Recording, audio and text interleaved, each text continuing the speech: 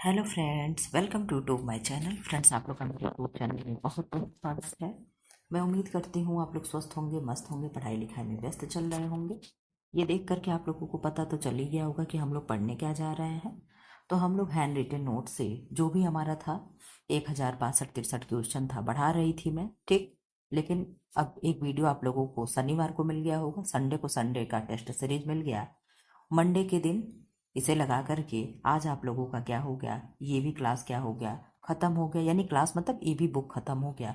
जो भी 1062-63 क्वेश्चन था, इसको मैंने क्या किया, आप लोगों को कंप्लीट करा दिया, पूरी चीज़ें आप लोगों को दे दिया, ठीक है। और इतना मेरे पास सारा मतलब मेरा इतना फोटो खींचने से और पीडीएफ बना करके रखने से, वीडियो रिकॉर्ड करके रखने से इतना मेरे पास मतलब सब कुछ हो गया था कि मेरा मोबाइल भी एकदम space no space no space दिखा रहा था।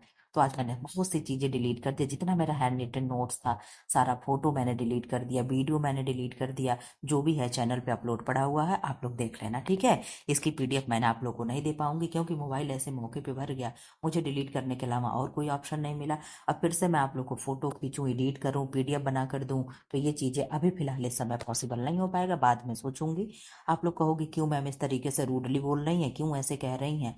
तो आप लोग जानते हो पहले 9 से 3 स्कूल चलता था, मैं पिछले वीडियो में भी शायद बताई थी, 9 से 3 स्कूल चल रहा था। अब आप लोग जान रहे हो कि 9:30 से और 3:30 स्कूल हो गया है, ठीक है।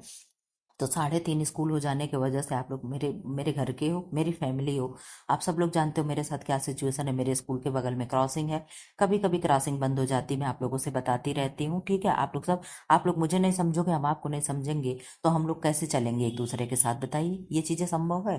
तो आप लोग सब जानते हो, तो मुझे अब घर आने में बहुत देर हो जा रही है। अभी तो मान लो खैर फिर भी ठीक है, लेकिन जैसे जैसे दिन छोटा होता जाएगा उसलिए मेरे पास इस तरीके से मेरे पास समस्या बढ़ती चली जाएगी। तो मैं सोची जल्दी जल्दी जितना भी समय हो सके आप लोगों को, अभी मैं 10:40 पे आप लोगों का क्लास चल रहा है, तो 10:40 पे ही आप लोगों का क्लास चलेगा, ठीक है। मैं देखूंगी अक्टूबर महीने के बाद जब दीपावली बीत जाएगी, उसके बाद से दिन छोटा होने लगेगा, आप लोगों के पास भी काम वाम करते करते ही 10 बज जाता है, ठंडी में छोटे दिन होते हैं, कब 12 बज गया पता ही नहीं चलता है। तो मैं देखूंगी आप लोगों का क्लास 11 बजे के बाद कभी भी लगाने की मैं शेड्यूल करूंगी, मैं देखूंगी। आप लोग भी अपना राय दे देना, आप लोग भी अपने दिमाग में बैठा लो कि अक्टूबर के बाद से, या तो दीपावली के बाद, या तो अक्टूबर के बाद 1 नवंबर से, या तो कुछ भी करके आप लोग का क्लास का टाइम मैं चेंज करूंगी, क्योंकि 10:40 बहुत जल्दी ठंडी में हो जाएगा। मैंने कहा आप लोगों से ये आज खोल करके बातें कर लें, क्योंकि इससे पिछला मैंने सारा वीडियो एक ही दिन अपलोड कर दिया था, जो ये सारी चीज़ें मतलब रिकॉर्ड कर दिए थे, छुट्टी 2 दिन की मिली थी, आप लोग से बताए थे। तो उसमें मैंने 3-4 वीडियो आप लोग को रिकॉर्ड कर दिया था कि क्योंकि आगे मैं जान रही थी मेरे पास समय का अभाव होने वाला है, तो उस सारे वीडियो में मैं अपनी प्रॉब्लम नहीं कह पाई, इसलिए आज सोमवार वाले वीडियो में मैं आपसे समस्या अपने शेयर कर रही हूँ। आई थिंक आप मुझे समझेंगे, ठीक है। तो ये लास्ट वीडियो आप लोगों का होगा। कहोगे मैम कैसा लास्ट वीडियो, तो लास्ट वीडियो इस बुक का होगा, जो हैंड रिटन नोट्स मेरा है, इसका लास्ट वीडियो होगा, जो भी जितने देर तक चलेगा मैं इसे खत्म कर दूंगी, ठीक। इसके बाद आप लोगों को हैंड रिटन नोट्स कुछ नहीं मिलेगा। हाँ, थ्योरी अगर हैंड रिटन नोट्स मेरा चाहिए तो मैं थ्योरी से पढ़ा दूंगी, ठीक है, क्योंकि थ्योरी हम बहुत लिख लिख करके पोथा रखे हुए हैं, ठीक। तो थ्योरी आप लोग कहोगे तो पढ़ा दूंगी। फिलहाल एमसीक्यू टाइप ये था। और अगर मिक्स एमसीक्यू आपको पढ़ना है, वन लाइनर ऐसे मैं लिख लिख करके पढ़ी हूँ, तो वो भी कहोगे तो वो भी पोथा मैं एक पूरा स्पाइरल भर के रखी हूँ। जैसा आप कहोगे, जो आपकी मतलब जो आपका आदेश होगा मैं करने के लिए तत्पर हूँ। आप लोग जानते हो मैं आपके आदेश पे चलती हूँ, ठीक है। तो फिलहाल बहुत बातें हो गई। जो नए लोग हैं चैनल को सब्सक्राइब करके बेल आइकन को प्रेस कर दे, ताकि वीडियो आप लोगों से ना छूटे, ठीक। अब इसके बाद मैं क्या करूंगी, ये खत्म करा करके आप लोगों का मैं देखूंगी राजू पब्लिकेशन का क्लास 11th का बुक स्टार्ट करूंगी, क्योंकि क्लास 11th का हम लोग CLA ठीक, हम लोग 11th का कोई भी अभी तक कुछ नहीं किए हैं, ठीक। 12 का कर चुके हैं, 9 का कर चुके हैं, 10 का कर चुके हैं, लेकिन 11 का कुछ भी नहीं किए हैं। तो अब इसके बाद आप लोग का ट्यूसडे से जो भी क्लास मिलेगा, तो ट्यूसडे से मैं क्या करूंगी, मैं 11 का क्लास लगाऊंगी, बीच बीच में 10 का राजू पब्लिकेशन का लगा दूंगी, इस तरीके से बीच बीच में NCERT, ऐसे आप लोगों का टेस्ट बदलते अब चलता रहेगा। फिलहाल आप लोग का हैंड रिटन नोट से आज छुटकारा हो गया, ठीक है। बहुत बातें हो गई, अब सारा कुछ आप लोग जान लिया, बीच में कोई भी क्लास में बात नहीं करेगा, सब लोग सुनते चलो, पढ़ते चलो, ठीक। लीवर सिरोसिस के लिए प्रस्तावित आहार है। तो लीवर सिरोसिस अगर किसी को हो जाए तो कम प्रोटीन देते हैं तथा अधिक श्वेतसार देते हैं। आप कहोगे मैम श्वेतसार क्या है, तो श्वेतसार CHO है। क्या है, CHO है। एक बार CHO को हम लोग, आप लोग चाहो तो फटाफट रिवाइज कर लो। आप लोगों ने कहा मैम 3 है, मोनोसेकेराइड है एंड डाइसेकेराइड है, पॉलीसेकेराइड है। क्या है, monosaccharide, disaccharide and polysaccharide. Monosaccharide में क्या क्या आएगा, तो आपने कहा मैम GFG आएगा। ये GFG क्या होता है, सब लोग आप लोग अब याद कर लियो कि नहीं कर लियो, कि केवल हम ही रट देते हैं कि हाँ GFG होता है। ये आप लोगों को भी होना चाहिए कि GFG होता है, SML होता है, और क्या होता है। आपने कहा कि मैम GFG क्या हो गया, तो ग्लूकोज हो गया, फ्रक्टोज हो गया एंड ग्लैक्टोज हो गया। क्या हो गया, ग्लूकोज हो गया, फ्रक्टोज हो गया एंड ग्लैक्टोज हो गया। ठीक, SML क्या है मैम, तो सुक्रोज हो गया, माल्टोज हो गया एंड लैक्टोज हो गया। ठीक है, इस तरीके से आपको भी GFG और SML याद होना चाहिए, और उसका मतलब भी आप तुरंत पूछ करके बता दोगे सोच करके कि क्या होता है। बाकी पॉलीसेकेराइड में क्या क्या आएगा, तो आपने कहा मैम स्टार्च आएगा, हेमीसेलुलोज आएगा, और पैक्टीन आएगा, और क्या आएगा, डेक्स्ट्रीन आएगा। ये सारी चीज़ें किस में आ जाएंगी, आपने कहा मैम पॉलीसेकेराइड में आ जाएगा। तो इस तरीके से चीज़ें आपको लर्न होनी चाहिए कि नहीं होनी चाहिए। आपने कहा जी मैम बिल्कुल होना चाहिए। 1 ग्राम CHO से कितना मिलेगा, तो आपने कहा ma'am 4 kilo calorie, 4.1 kilo calorie, या 4.2, या 4 केवल 4 ही। ठीक है, तो ऑप्शन के साथ दे लोगे, तो आपने कहा मैम इतने किलो कैलोरी एनर्जी हमें मिलती है। तो CHO का कार्य क्या होता है, तो आपने कहा मैम CHO का कार्य होता है एनर्जी देना। क्या कार्य होता है, एनर्जी देना। ठीक है, ग्लूकोज का जब स्टोर, मतलब ग्लूकोज का फॉर्म जब ज्यादा हो जाता है, तो किस रूप में कहाँ कहाँ ये स्टोर होता है, जरा सा आप ये भी बता दें, किस रूप में स्टोर होता है और कहाँ होता है। Very good, very nice answer. आपने कहा मैम ग्लाइकोजन के फॉर्म में कहाँ स्टोर होगा, तो लीवर में हमारे होगा। कितना कितना होगा जरा आप लोग बता दे तो, और मसल्स में होगा। कहाँ होगा, लीवर में होगा और मसल्स में होगा। Very good, very nice answer. आपने कर दिया मैम, लीवर में 200 ग्राम होगा एंड मसल्स में 350 ग्राम होगा। इस तरीके से चीजें रिवाइज भी होती चलेंगी, केवल एक चीजें नहीं पढ़ करके चलना। हम चाहते हैं कि जो भी चीजें आप पढ़ो फिर आपसे भूले ना, इतना रटा दे आपको, इतना रटा दे कि वो क्वेश्चन आए एग्जाम में देखते ही आप तुरंत उड़ा करके आओ, और मेरे आपके कान में मैं उस ऐसे ही बोलती नजर आऊं कि मैम ने ये कहा था। ठीक है, मेरे पढ़ाने का मतलब बिल्कुल भी मेरा कोर्स बेचना नहीं है, बिल्कुल भी आपको कुछ करना नहीं है। केवल और केवल मेरा एक ही उद्देश्य है कि आप अपना ज्वाइनिंग लेटर लेकर के आए। हाँ, मुझे बड़े प्यार से मैसेज लिख दे कि मैम मेरी नौकरी लग गई, बस मुझे यही मेरा दक्षिणा है, यही मेरी फीस है, यही मेरे त्याग का परिणाम है। ठीक है, आप लोग सोच लो, एक दिन में, 2 दिन में, चलो एक दिन में नहीं 2 दिन में, 1 घंटा 10-10 मिनट 5-5 मिनट का इस तरीके से 4 क्लास शूट करना, आप लोग समझ सकते हो कि एक दिन में मैं 2-2 घंटा 3-3 घंटा, छुट्टी के दिन भी मैं ये मानती हूँ कि मैं स्कूल में पढ़ा रही हूँ। ठीक है, मैं ये सोचती हूँ कि चलो हमारी कोई छुट्टी नहीं है, हमारी 30 दिन की नौकरी है, ये मान करके छुट्टी के दिन भी आप लोग का मैं वीडियो शूट कर लेती हूँ, ताकि आपका क्लास ना मिस होने पाए। ठीक, क्योंकि हम जानते हैं बच्चे हैं, मैं किसी का, आप जानते हो ना, मैं बहुत मतलब चाहे जो भी कह लो, मैं मुंह से कुछ भी बोल दूं, लेकिन मैं दिल की बहुत वो सोचती हूँ कि यार यार कोई मेरे भरोसे बैठा है, किसी को अगर मैंने जिम्मेदारी उठाई है तो फिर करो, या तो मैं जिम्मेदारी उठाई ही ना होती कि आपको मैं ये कराऊंगी। ठीक, मुझे बिल्कुल भी ये नहीं है कि चलो ठीक है 1000 सब्सक्राइबर हो जाएंगे, मेरा चैनल मोनेटाइज होने लगे, मुझे पैसा आने, अरे भाड़ में जाए ऐसा पैसा। ठीक है, मुझे कुछ नहीं है, बस मेरा एक शौक था कि हाँ मैं जैसे जो चीजें मैं फेस करी, मैं ऐसे बच्चों को पढ़ा दूं जो कोचिंग ना अफोर्ड कर सकते हो, जो बुक ना खरीद सकते हो, उनको मैं ऐसी चीजें दे दूं कि वाकई एकदम मतलब कि पेड क्लास वाले फेल हो जाएं। ठीक है, और आप लोग देखना धीरे धीरे जिस तरीके से बीत रहा है, आप देखना अभी मेरे पास 1-2 क्लास की NCERT नहीं है। मेरा भाई इलाहाबाद में तैयारी करता है, दीपावली में आएगा, मैंने उससे मैसेज किया है कि आना तो NCERT की बुक लेते आना। ठीक है, तो 1-2 क्लास की भी मेरे पास नहीं है, तो वो बुक अगर आ जाएगी तो आप देखना मैं आप लोगों को कैसे पढ़ाऊंगी। ठीक है, आप फिलहाल धैर्य रखे रहो। आप लोगों के लिए किताबों का मैं इतना ऊंचा भंडार खरीद रखी हूँ। आज ही अभी मैंने एक टेक्स्ट बुक मंगाई, और उसमें क्या दिया है, उस पे ऊपर लिखा था कि 1000 MCQ। ठीक है, हमने कहा चलो 1000 MCQ मिल जाएगा, फोटो खींच खींच करके आप लोग को पढ़ा दूंगी फटाफट, कोई नया बुक होगा। ठीक, पता नहीं कौन लेखक की है तो मुझे मालूम भी नहीं है, लेकिन अंदर क्या था, अंदर जब मैं देखी तो उस पे 3-4 विकल्प हैं, एक जो उत्तर सही है उसको पूरा एकदम हाईलाइट कर दिया गया है, तो भाई उससे आप लोग क्या सीखोगे। तो इसलिए मैंने उस बुक को रिटर्न में लगा दिया है। ठीक, या तो मैं ये सोच रही हूँ कि उस बुक को रहने दूं, पहले मैंने बहुत सोचा कि रहने दूं, रिटर्न में ना लगा, वही लेकर के टाइप पर, फिर मेरे पास टाइपिस्ट तो है ना, तो फिर मैंने वापस कर दिया। ठीक, तो फिलहाल इस तरीके से हम लोग को बहुत कुछ फेस कर रहे हैं, आप लोग भी, हम भी बहुत फेस करते हैं। ठीक है, आपके सामने केवल क्लास आ जाती है, आपको लगता है चलो 1 घंटा देख लिए बात खत्म। ठीक, आज बातें बहुत हो रही, आप लोग गाली दे रहे होगे। ठीक तो क्या है, क्रोमेटोग्राफी है, क्या है, जलीय अपघटन के लिए प्रयुक्त तकनीक है। ठीक, उच्च रक्तचाप CHD का एक जोखिम कारक है, तो क्या है, CHD का पूर्ण रूप है क्या है, आप बता दो। कोरोनरी हार्ट डिजीज, क्या डिजीज की स्पेलिंग मैंने गलत लिखा है, क्या है, कोरोनरी हार्ट डिजीज। ठीक है, यानी पूछने का मतलब CHD का फुल फॉर्म क्या है, नोट डाउन करके रख लो कहीं, क्या होगा? Coronary heart disease. ठीक है। सामान्य वयस्क VMI, जिसे केजी, देख लो मैं कितना अच्छे से हिंदी में लिखती हूँ, ठीक है, KGM², ठीक, 18.5 से 24.9। HbIC परसेंटेज, इसको क्या कहेंगे? लेस देन कहेंगे। इधर मुंह खुला होता है तो लेस देन होता है क्या? क्यों? आप लोग जरा बताना। तो कई बार ये मैं पूछ पाई, लेकिन मैं अपना क्लियर नहीं कर पाती हूँ कि ये क्या होगा। इधर देखो, फास्टिंग वाला क्या है? खाली पेट रक्त शर्करा 100 से 120, ठीक है, कितना होना चाहिए? 100 से 120, ठीक है। इधर आ जाओ, सैटिडियोमीटर क्या मापेगा? ऊंचाई। स्किन फोल्ड कैलिपर्स क्या मापेगा? त्वचा परिधीय सघनता, ठीक, यानी त्वचा को, मोटापे को मापता है ना। फाइबर ग्लास टैप तो मध्य ऊपरी बाजू की परत, ठीक, क्या है? इन्फेंटोमीटर लंबाई मापेगा, ठीक है। ये सारा मेजरमेंट का बहुत ही नेट के उससे लिखे हैं, ठीक है, आप लोग नोट करके रख लेना।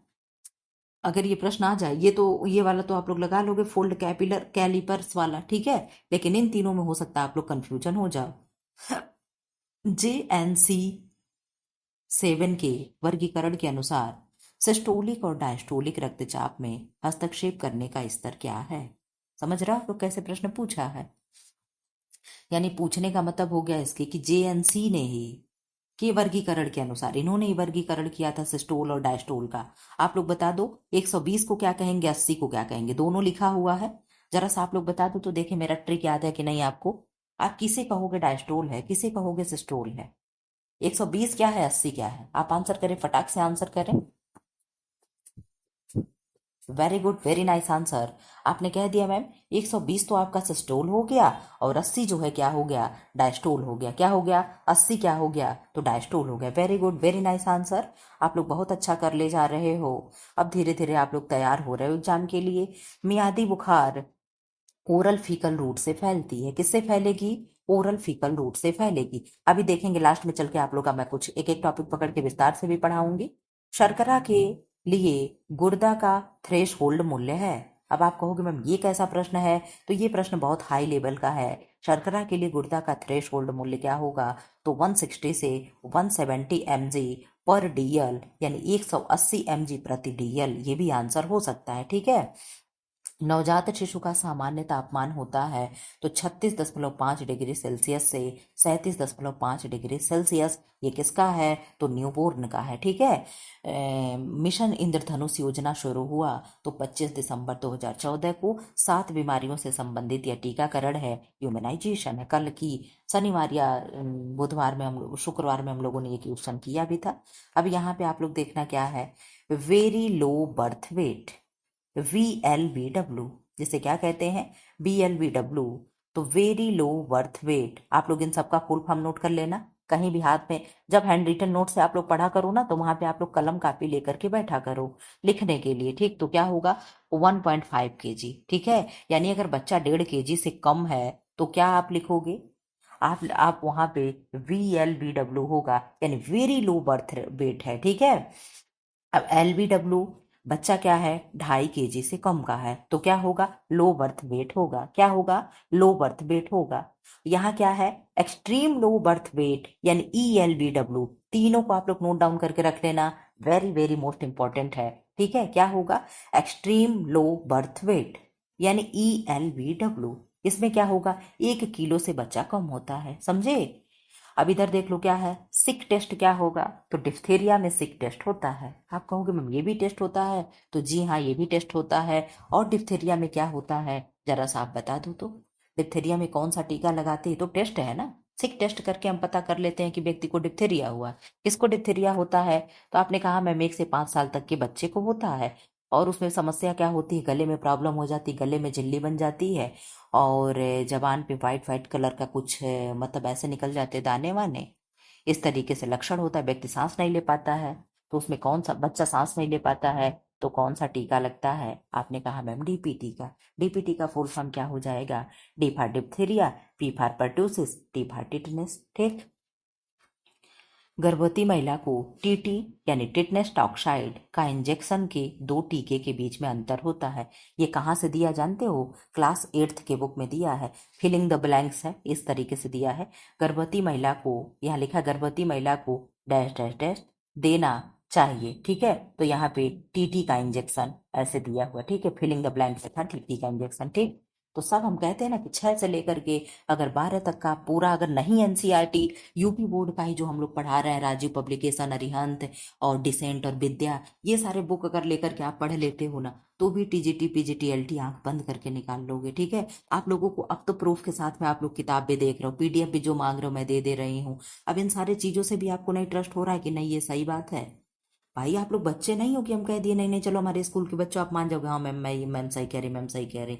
आप लोग अपना भला बुरा सब जान सकते हो।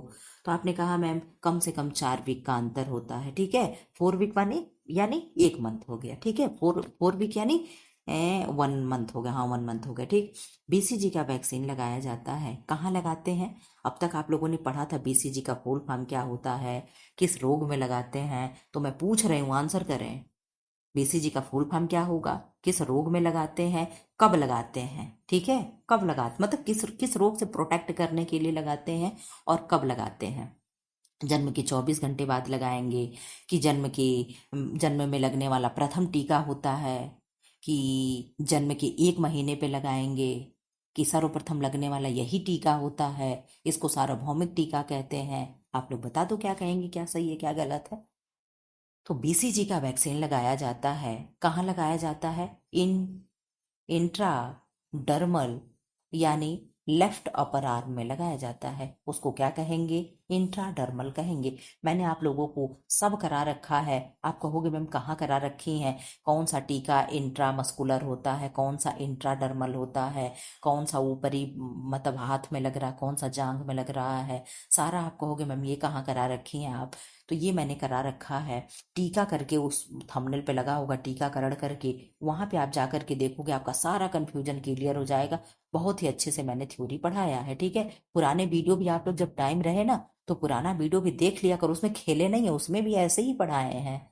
बस आप देखते नहीं हो, आप जो नई चीजें आज अपलोड कर रहे बस आप केवल उसको देखते हो। पुरानी चीजें आप प्लेलिस्ट एक एक उठाओ, मैंने इतना बढ़िया से प्लेलिस्ट सजा करके रखा है कि एक एक प्लेलिस्ट उठाओगे, प्रसव से प्लेलिस्ट उठाओगे, उसमें 3-4 वीडियो केवल प्रसव से दिया हुआ है। जितना भी डिलीवरी से है कोई भी क्वेश्चन आपका बाहर नहीं जाएगा, बस आप छुओ तो उसे। लेकिन आपको पुरानी चीजें पढ़नी नहीं होती है। Very good, very nice answer, आपने आंसर कर दिया मैम। बीसीजी का टीका जन्म के प्रथम बाद या जन्म के तुरंत 24 घंटे के बाद लगने वाला पहला टीका ही होता है। और बीसीजी का फुल फॉर्म होता है बैसिलस कैलमेटी गुरेन, और 6 रोग से प्रोटेक्ट के लिए लगाते हैं। Very good, very nice answer. Answer P3 क्या है? तो P3 polyuria, polyphagia and polydipsia को कहते हैं। ये सारे लक्षण कहाँ आपको देखने को मिलते हैं? तो आपने कहा मैम ये सारे लक्षण देखने को मिलते हैं डायबिटीज में। पॉलीयूरिया का मतलब क्या हुआ? आप लोग अगर यहाँ पे मैं ये सारी चीजें अगर मैं इस तरीके से कलर कर दूं, भर दूं, इसे गंदा कर दूं, तो आप लोग इसका आंसर दे पाओगे? मैंने आप लोगों को उस दिन बहुत अच्छे से पढ़ाया था कि पॉली मतलब क्या हुआ, ढेर सारा। हम कहते सीधे सीएचओ के पास आ जाओ, सीएचओ के पास आ जाओगे तो क्या होगा, मोनो होगा, डाई होगा एंड पॉली होगा। तो आपने कहा मैम मोनो का मतलब एक, पॉली का डाई का मतलब दो, और पॉली का मतलब अनेक, यानी 2-3 से भी ज्यादा, 2 से भी ज्यादा, ठीक है। तो आप कहोगे मैम पॉली यानी ढेर सारा यूरिन का आना। आप इसी तरीके शब्दों को तोड़ करके लगाया करो। पॉली मतलब ढेर सारा, तो क्या है, बार बार मूत्र का आना क्या होगा, पॉलीयूरिया होगा। पॉलीफेजिया क्या होगा? मैंने कहा था फेजिया मतलब क्या होगा, तो आपने कहा मैम फेजिया मतलब शायद आपने भूख कहा था क्या। पॉली मतलब बहुत सारा, और भूख, फेजिया मतलब भूख लगना, यानी बार बार भूख लगना। पॉलीडिप्सिया मतलब क्या हुआ? हमने कहा कि हम लोग होम साइंस के स्टूडेंट हैं, हम लोग सिप सिप करके नहीं पीते हैं, हम लोग डिप डिप करके पीते। याद आया कि नहीं याद आया? याद आया? यस या नो? जरा कमेंट बॉक्स में कर दें आप लोग, यस या नो। यस, आप लोगों को याद आया, ठीक है। तो मैंने क्या कहा था, हम लोग होम साइंस के स्टूडेंट हैं, हम लोग मैम पानी सिप सिप करके नहीं पीते, हम लोग डिप डिप करके पीते हैं, ठीक है। तो पॉलीडिप्सिया मतलब कि बार बार प्यास का लगना। पॉलीफेजिया का मतलब कि बार बार भूख का लगना। पॉलीयूरिया का मतलब बार बार यूरिन जाना। तो इस तरीके से जब आप चीजें को रिलेट करोगे तो याद होगी, रटने से कभी कुछ नहीं याद होगा, ठीक है। हमारा दिमाग है उसे हम बेवकूफ बनाएंगे तो वो बहुत अच्छे से चीजें रट लेता है। इस तरीके से रटने लगेंगे तो कभी भी समझने वाला नहीं है। रट्टू तो हमें नहीं बनना है, क्योंकि यहाँ रट करके क्यों, वहां शब्दों से खेल हो गई तब क्या करेंगे एग्जाम में। तो हमें अपना पूरा हम कहते शब्दों से आप खेलो, ठीक है, आप शब्दों को पकड़ो। मैंने कहा ना, आप तुरंत पॉली यहाँ CHO पे चले आओ, मोनो मतलब 1, डाई मतलब 2, पॉली मतलब 3, इस तरीके से आप आ जाओ, ठीक है। तो यहाँ आओगे तो आपको आंसर मिल जाएगा कि पॉली मतलब ढेर सारा, और बार बार मैम बताई थी, और यूरिया मतलब यूरिन आना, तो बार बार क्या होगा, बार बार यूरिन आना। इस तरीके से आपको याद करोगे तो काम चलेगा, नहीं तो भाई रटने से काम नहीं चलने वाला है, ठीक है। एग्जामिनर अब बहुत आप लोग कहते हो ना, तू डाल डाल में पात पात, ठीक है। तो आप लोग डाल डाल पे चल रहे हो तो एग्जामिनर पत्ते पत्ते पे चल रहा है, ठीक। आप लोग पत्ते पे आओगे तो एग्जामिनर आसमान में उड़ने लगेगा। तो ये चीजें आपको समझनी पड़ेगी। तो क्या है, कहते हैं P3 में ग्लूकोज लेवल हाई हो जाता है और इंसुलिन लेवल क्या होता है, लो हो जाता है। यह डायबिटीज का लक्षण होता है। बहुत अच्छे से आप लोग जानते हो सारे लक्षण किसके हैं, तो मैम डायबिटीज के हैं, ठीक। कैसा लग रहा है जरूर आप लोग बताना, आज पढ़ करके आप लोग को कैसा लग रहा है। पढ़ते तो रोज ही मुझसे हो, लेकिन कभी हो सकता है अच्छा लग रहा हो, कभी ना अच्छा लग रहा हो, ठीक। जन्म तथा मृत्यु पंजीकरण अधिनियम के अनुसार पंजीकरण कितनी अवधि में करवा लेना चाहिए, तो कब करवा लेना चाहिए, बर्थ डेथ 21 दिन के अंदर, समझे। बर्थ हुआ हो तो भी 21 दिन के अंदर, अगर डेथ हो गया हो तो भी 21 दिन के अंदर, ठीक है।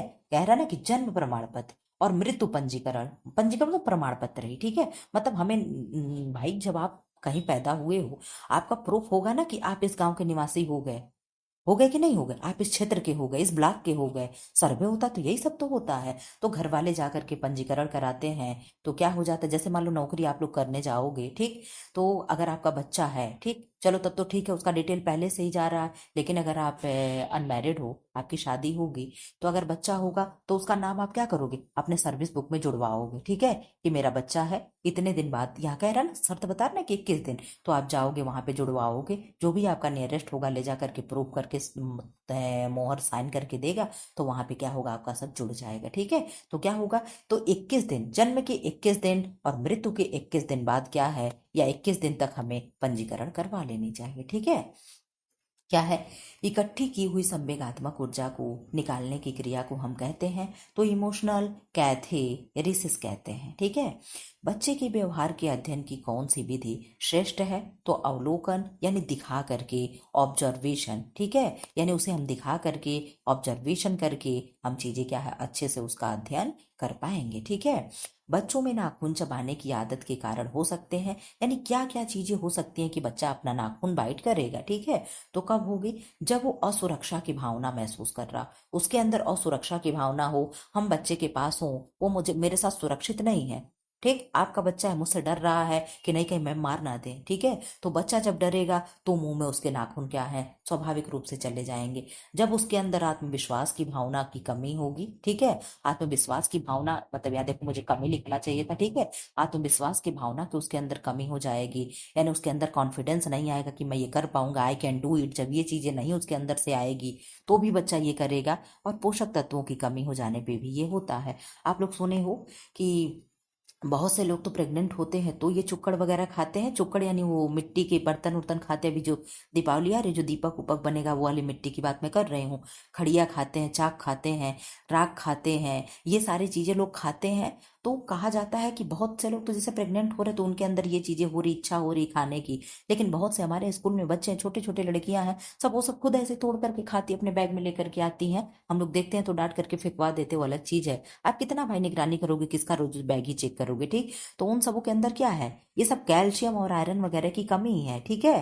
क्यों, क्योंकि गांव के बच्चे सही से खाते पीते नहीं है, उनको या तो चीजें मिलती भी नहीं है, अगर मिलती है तो भी वो ध्यान नहीं देते इन सारे चीजों पे। आप मानोगे नहीं, सुबह बच्चे आते हैं ना खाना खा करके आते हैं ना खाना ले करके आते हैं, और स्कूल में भी बनता है तो कहते हैं नहीं आंटी हम नहीं खाएंगे, दाई आंटी हम नहीं खाएंगे। तो वो बच्चे बताओ क्या खा करके जिंदा है, एक पैकेट खा करके, कि एक चिप्स की पैकेट खा लिए।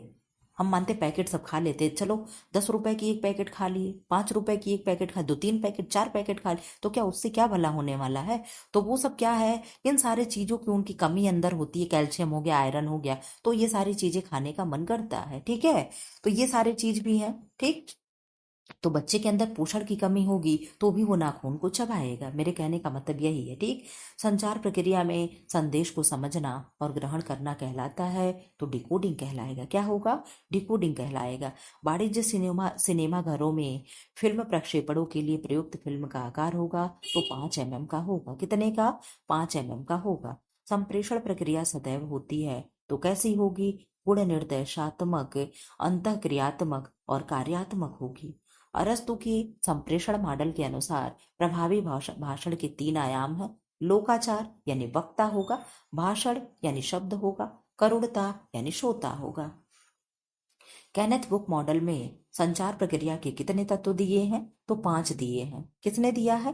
केनेथ बुक मॉडल में संचार प्रक्रिया के 5 तत्व दिए हैं। संचार क्रिया में सूचना प्राप्तकर्ता को यह भी कहा जाता है, क्या कहा जाता है? तो डिकोडर कहा जाता है, यानी प्राप्तकर्ता कहा जाता है। किस प्रक्रिया में मैम? तो संचार क्रिया में सूचना प्राप्तकर्ता को क्या कहा जाता है? तो डिकोडर कहा जाता है, यानी प्राप्तकर्ता कहा जाता है। संचारक यानी प्रेषक, जिन्हें इनकोडर यानी संचार करने वाला, इनकोडर यानी प्रेषक, और अनुवादकर्ता यानी प्राप्तकर्ता। ठीक है, इन सारे चीजों में बहुत कंफ्यूजन होती है। जब मैं पढ़ रही थी मैं बहुत कंफ्यूज हो रही थी, इसलिए मैंने इस तरीके से नोट करके रखा कि ताकि मैं क्या हूँ, इनमें कंफ्यूज ना हो कि प्रेषक क्या है, और यहाँ पे प्रेषक का मतलब क्या है, इनकोडर हो गया, संचारक हो गया, ये सब क्या है, इसका मतलब क्या है। हिंदी में कुछ और, इंग्लिश में कुछ और, तो इसलिए मैंने एक जगह समराइज करने की कोशिश की। ठीक, चंदेरी साड़ियाँ हैं तो कहाँ की हैं? भारती जी के यहाँ की हैं। आप लोग सब लोग रेडी रहना, जैसे ही भारती जी की नौकरी लगेगी सब लोगों को भारती जी एक एक साड़ी क्या करेंगी, वहां से पोस्ट करेंगी ग्वालियर से। ठीक है, तो कहाँ की है? एमपी की है, यानी ग्वालियर में है। बालूचरी साड़ियाँ वेस्ट बंगाल यानी बालूचर में, मुर्शिदाबाद में। बालूचरी साड़ियों में रामायण और महाभारत के चित्र देखने को मिलता है। कैसा? धार्मिक चीजें देखने को मिलती हैं, रामायण और महाभारत वाली चीजें देखने को मिलती हैं। यही एक दिन मैं आप लोगों से कह रही थी कि किम ख्वाब का मतलब क्या होता है। किम ख्वाब का अर्थ होता है कि सपने के समान सुंदर। कैसा होगा? ख्वाब मतलब क्या होता है? सबकारी बैठे बैठे ख्वाब ना दिखा देखो, ख्याली पुलाव ना पकाओ, ख्याली ख्वाब ना देखो। तो क्या है कि ख्वाब मतलब कि सपने। किम ख्वाब का अर्थ है सपने के समान सुंदर। और आवे रमा का मतलब क्या है? आब ए रवा। आबे रवा का मतलब क्या है? शबनम का मतलब क्या है? जरा सा आप बता दो। आपके आंसर का मुझे वेट है, आप बता दो। Very good, very nice answer. आपने कहा मैम आबे रवा का मतलब हो गया बहता हुआ पानी। क्या हो गया? बहता हुआ जल या बहता हुआ पानी। शबनम का मतलब क्या हुआ? आपने कहा मैम ओस के समान। कैसा? ओस के बूंद के समान या ओस के समान। जिस तरीके से मैंने ऐसे लिखा है, ऐसे लिख करके आ जाएगा कि किम ख्वाब का अर्थ क्या है। तो वहां पे 4 ऑप्शन होगा, अगर आप नहीं जानोगे तो आप सही नहीं सेलेक्ट कर पाओगे। ठीक है, तो किम ख्वाब का अर्थ क्या हुआ? सपने के समान सुंदर। पीताम्बर वस्त्रों का निर्माण होता है तो हैदराबाद के पैठन में। कहाँ होगा? हैदराबाद में, वो भी हैदराबाद में भी कहाँ? तो पैठन में। पटोला है गुजरात का। कहाँ का है? गुजरात का। पाटन स्थान के नाम पे इसका नाम पटोला पड़ गया। ठीक है, फूलों के गुच्छों वाले नमूनों की साड़ियों को हम कहते हैं तो पन्ना हजारे कहते हैं। क्या? पन्ना हजारे। आप कैसे याद करोगे कि पन्ना हजारे क्या है मैम?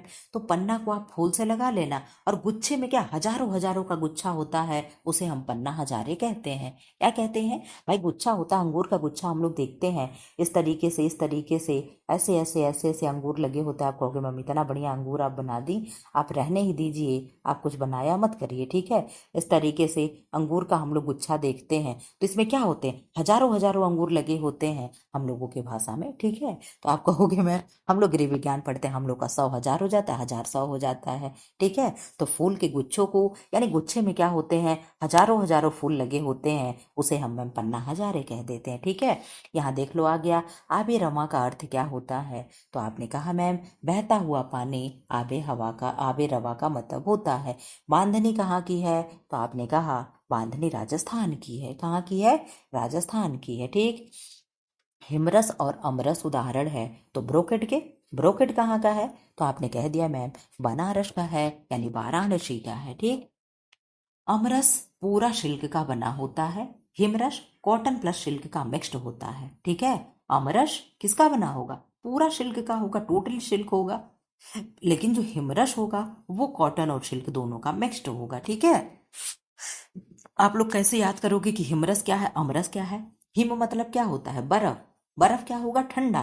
तो ठंडा कौन होगा? कॉटन। ठीक है, जब आप हिम देखोगे तो तुरंत बता ले जाना कि हिमरस कैसा होगा। कॉटन एंड सिल्क का मिक्स्ड जो होगा क्या होगा, हिमरस होगा। हिम मतलब बर्फ, और बर्फ जैसे ठंडा कौन होगा, तो आपने कह दिया मैम कॉटन ठंडा होता है, इसलिए हम गर्मियों में कॉटन पहनते हैं। इस तरीके से कुछ भी कोरिलेट कर लेना, ठीक है। हिमरस और अमरस हैदराबाद के औरंगाबाद में बनता है। कहाँ में बनता है? हैदराबाद के औरंगाबाद में बनता है। स्वप्न के समान सुंदर कौन है, तो ब्रोकेट को कहते हैं। अब यहाँ भी देख लो क्या हो गया कि ब्रोकेट को हम क्या कहते हैं, स्वप्न के समान सुंदर कहते हैं। ब्रोकेट में क्या होता है, हीरे मोती के तार जड़े होते हैं, इसीलिए तो इतने महंगे महंगे बनारसी साड़ियाँ मिलती। अच्छा नहीं, सॉरी सॉरी सॉरी, बनारसी साड़ियों में सारी चीजें नहीं होती, ठीक। मतलब वो जो जरी जरदोजी का वर्क होता है लहंगे वंगे में जो लगता है उसकी बात मैं कर रही हूँ। एक बार पता नहीं आप लोगों को याद होगा कि नहीं, याद तो होना ही चाहिए। हम लोग बहुत छोटे छोटे थे, 9th 10th में 10th में पढ़ रहे थे, एक साड़ी कोई आई थी, उस साड़ी का मुझे नाम नहीं मालूम है। हम लोग तब उतने बड़े भी नहीं थे कि वो समझ हो, लेकिन हमारी एक फ्रेंड थी, उसके यहाँ उसकी चाची या उसकी भाभी ली थी वो साड़ी। तो मतलब इतने कम कपड़े में अटती थी एकदम, मतलब बहुत छोटी सी ऐसे पकड़ लो, लेकिन उस पे इतना वर्क, मतलब उसका आंचल उचल एकदम पूरा एकदम भारी भारी। उस साड़ी पे हम लोग मतलब छोटे छोटे तो उस समय शौक था, चलो पहन के हम लोग स्टूडियो में फोटो खिंचवाया जाएगा, तो हम लोग पहने भी थे, लेकिन वो फोटो कहाँ गायब हो गया भगवान जाने। फिर दोबारा मिली भी नहीं थोड़े समय के बाद, ठीक। वो शौक शौक ही रह गया। तो वो साड़ी क्या थी, वो ऐसे ब्रोकेड वाले कार्यवर उस पे हुए थे, ठीक है। ढाका की मलमल को केवल वर्षा काल में बुना जाता है, क्यों? बारीक होने के कारण धागा टूट ना जाए। बरसात के मौसम में क्या होता है, हमेशा हमारे इन्वायरमेंट में हमेशा क्या बना होता है, ह्यूमिडिटी रहती है, हमेशा आर्द्रता भरी रहती है, हर समय नमी होता है। आप लोग देखते हो बरसात के मौसम में 2 2 3 3 दिन कपड़ा सूखता नहीं है, घरों में सीलन लग जाते हैं, दीवारों में सीलन लग जाते हैं, ठीक। क्यों?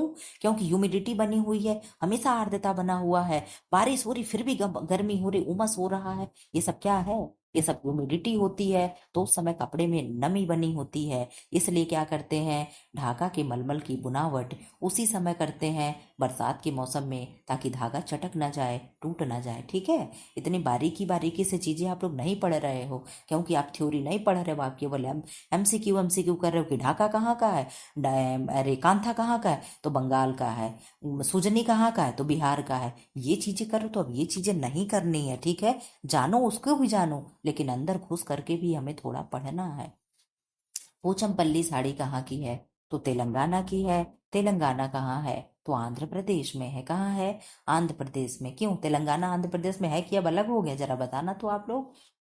उड़ीसा की प्रसिद्ध साड़ी है, तो कहाँ की है, संबलपुरी साड़ी है। उड़ीसा की एक कढ़ाई होती है, क्या होती है, इकत होती है। क्या, ये इकत एम्ब्रॉयडरी जो है कहाँ की है, मैम उड़ीसा की है। कांजीवरम साड़ी कहाँ की है, तो तमिलनाडु की है। कहाँ की है, तमिल की है, यानी तमिलनाडु की है, ठीक है। कहाँ की है, तमिलनाडु की है। पैठनी साड़ियाँ कहाँ की हैं, तो महाराष्ट्र की हैं। बर्ली चित्रकला उस पे बना होता है। आप कहोगे मैं बर्ली चित्रकला क्या होता है, इस तरीके से आप कार्टून देख रहे हो। आप लोग शादी का कार्ड देखे होंगे, बहुत लोगों का देखे होंगे, नहीं देखे होंगे तो अपना जरूर रखे होंगे। तो शादी के कार्ड पे आप लोग देखते हो इस तरीके से कोई एक आदमी बना होगा, कोई एक औरत बनी होगी, यो जो तुर्री सुरही होती है लेकर के, जो इस तरीके का शादी वादी में इस तरीके का बनता है, इस तरीके का लेकर के सब क्या करते हैं, बजाते हुए उस पे दिखाए जाते हैं। आप लोग देखे होंगे, नहीं देखे होंगे तो होगा, देख लीजिएगा। वही बर्ली चित्रकला होती है, ठीक है। जो कार्ड वगैरह पे इस तरीके से बने होते हैं, कार्टून इस तरीके से बना करके सब डांस वांस कर रहे होते हैं, यही क्या होता है, यही बरली कला होता है। आप कहोगे मैम आपकी कला है बरली कला वाली, ठीक है। भाई मेरे मुझे नहीं आती है, तो मेरा क्या है, मेरा बरली कला ही है, ठीक है। इस तरीके से लेके जो सिंगा उंगा नहीं बजा रहे होते, फूंक मार रहे होते हैं, वही बरली चित्रकला होती है। और कहाँ की है मैम, तो महाराष्ट्र की है, ठीक। इधर आ जाओ आप लोग। कस्बू साड़ी क्या है, कस्बू क्या है, साड़ी है, कहाँ की है, केरला की है। कौसे केरला, कौसे कस्बू। मैसूर का सिल्क, मैसूर सिल्क क्या है, तो कर्नाटका का है। कहाँ का, कर्नाटका का। इकत साड़ी कहाँ की, इकल, इकल, तो इकल साड़ी कहाँ की, कर्नाटका की। और इकत कहाँ की है, तो आपने कहा मैम उड़ीसा की है। कहाँ की है, उड़ीसा की है। पट्ट साड़ी कहाँ की है, तो पट्ट साड़ी भी उड़ीसा की है। पट्ट चित्र से बना है, या इसे पट्ट चित्र भी कहते हैं। पट्ट मतलब आप लोग समझ पा रहे हो, पट्ट मतलब दीवार भित्ति चित्र है।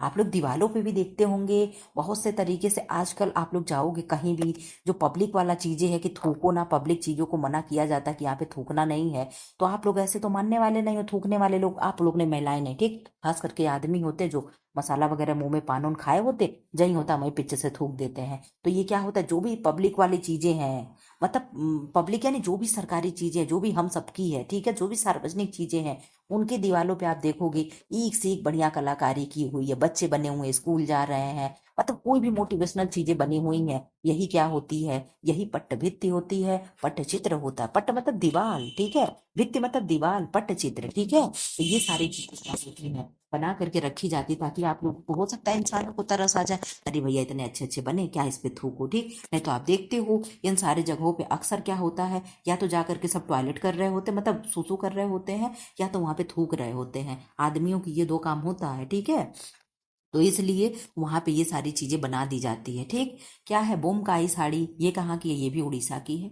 नारी कुंजर डिजाइन कहाँ देखने को मिलती है, तो पटोला में देखने को मिलती है। पटोला कहाँ का था, आपने कहा मैम गुजरात का था। कहाँ का, गुजरात का था। पटोला साड़ियाँ बांधनी से बनता है, ठीक। क्यों बनता है, आप कहोगे मैम बांधनी यानी राजस्थान और गुजरात क्या है, लगे लगे स्टेट है, लगे लगे क्या है, बाउंड्री साझा करते हैं, ठीक है।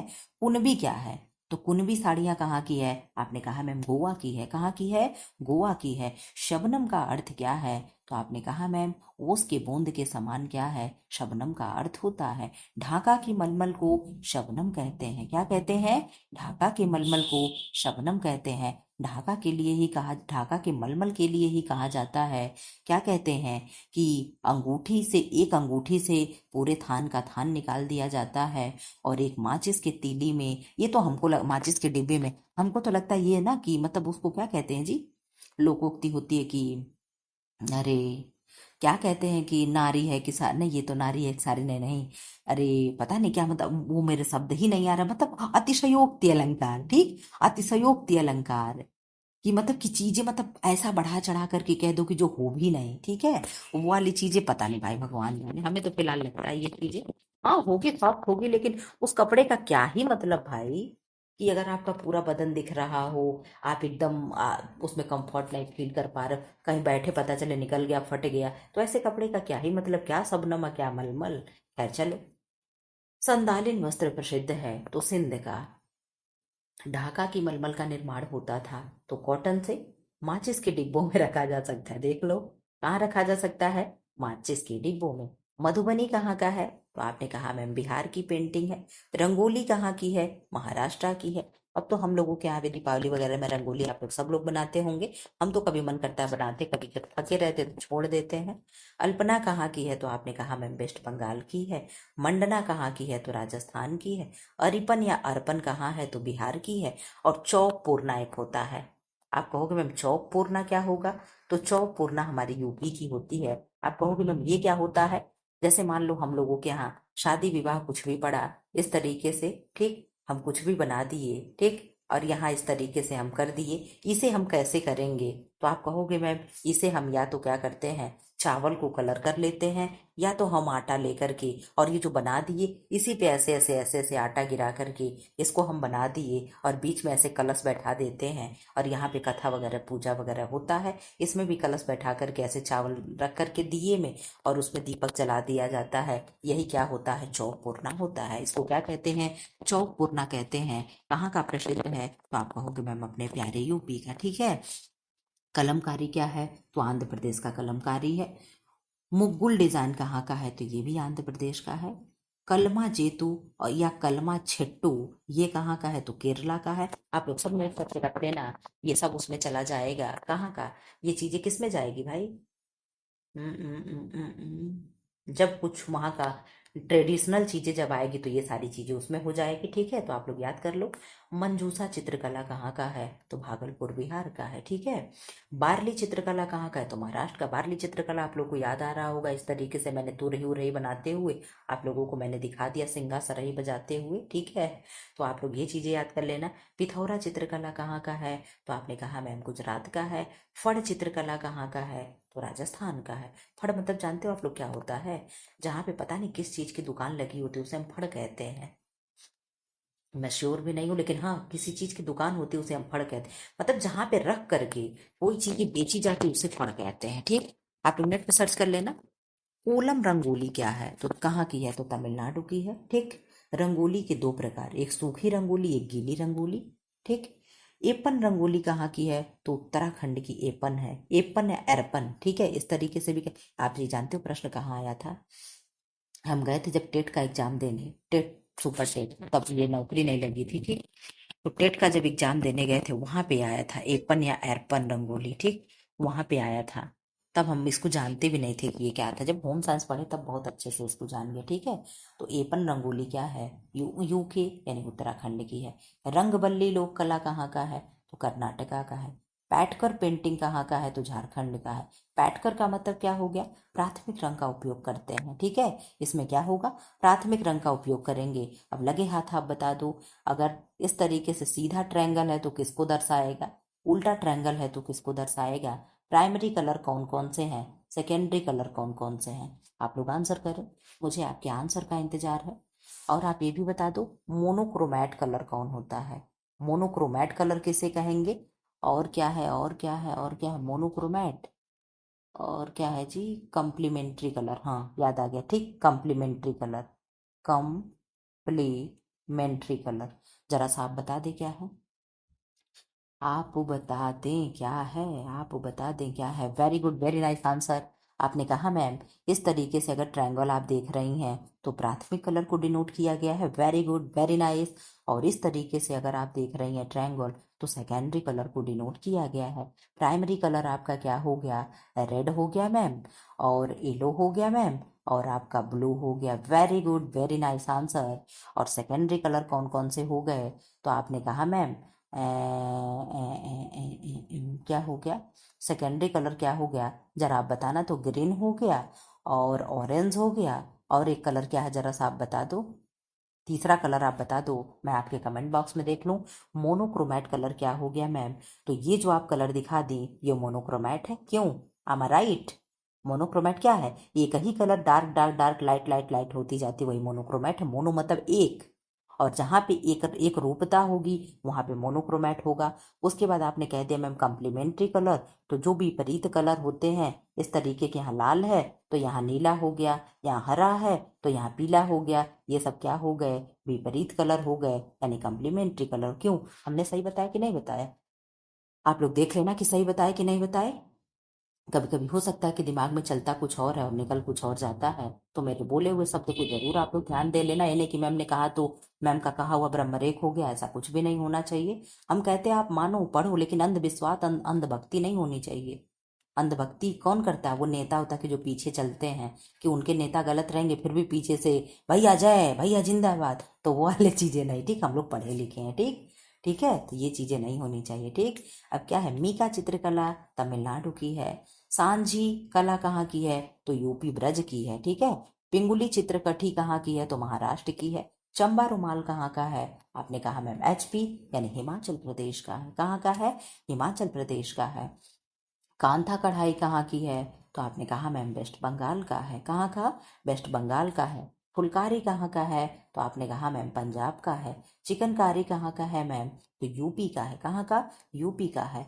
कसूती कहाँ का है मैम, तो कर्नाटका की है। कहाँ की, कर्नाटका की है। ठीक है, अब इधर आ जाओ, कशीदाकारी कहाँ की है, तो कश्मीर की है। इसमें क्या बनता है, चिनार की पत्ती बनती है। किसकी पत्ती बनती है, चिनार की पत्ती बनती है। ठीक, गवंती नेगी मुर्गी मेंथी किसके प्रकार है, तो आपने कहा मैम टाइप ऑफ कसूती। कहाँ की, type of Kasuti, Kasuti of Karnataka. कहाँ की, कसूती ऑफ कर्नाटका। इस तरीके से चीजें को रिलेट करके पढ़ा करो, ताकि चीजें हम जो भी पढ़ लें हमारे दिमाग में एकदम छप जाए।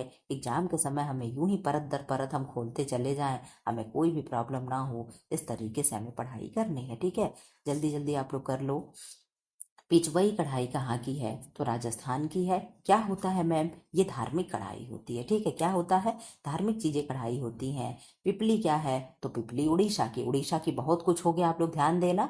जरदोजी कहाँ का है, तो जरदोजी को भारत में लेकर के आए थे मुगल। जर मतलब गोल्ड, क्या हो गया, जर मतलब गोल्ड, और काम, और दोजी मतलब काम। यानी गोल्ड का काम, सोने का काम कौन लेकर के आया था? तो आपने कहा मैं मुगल लेकर के आए थे। कौन?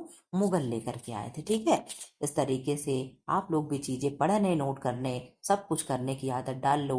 जितनी हमारी ज्ञानेंद्रियां एक्टिव होती हैं उतनी चीजें हमें लर्न होती हैं। तो पढ़ने लिखने से आप लोग जी मत चुराया करो। एक बार पढ़ लोगे फिर जीवन भर मौज ही मौज होगा। कोई आप लोगों को कुछ बोलने वाला नहीं है। हम जो काम करें सर्वश्रेष्ठ अपना देना चाहिए। हम अपना 100% देंगे, बाकी फैसला करने वाले ऊपर भगवान बैठे हैं। ठीक, कर्म करते जाओ, फल की इच्छा ना करो। जिस दिन आपका कर्म पूरा हो जाएगा उस दिन फल आपको स्वयं और स्वयं मिल जाएगा। ठीक है, कहते हैं ना कि करेला लगाओगे तो केला नहीं मिलेगा खाने के लिए, वो करेला ही मिलेगा खाने के लिए।